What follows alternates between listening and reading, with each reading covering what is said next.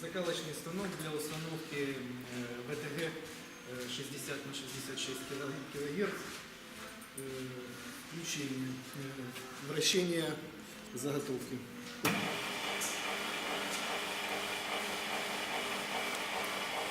Выключение.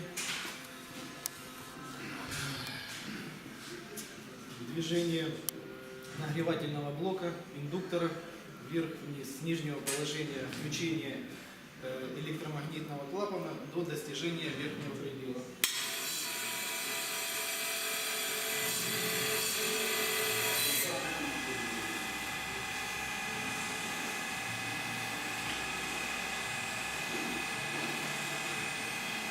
Частота вращения, частота передвижения нагревательного блока регулируется регулятором движения.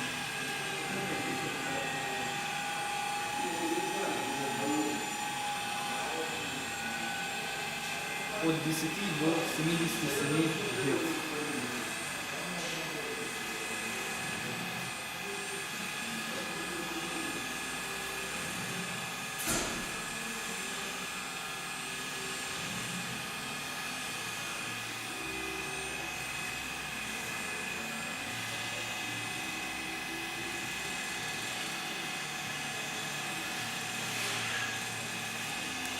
При достижении верхнего уровня отключение установки и остановка нагревательного блока движения.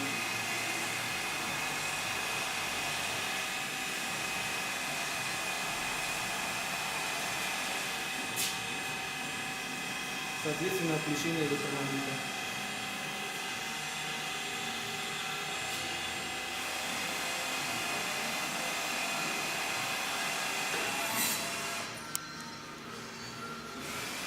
Возврат в исходное положение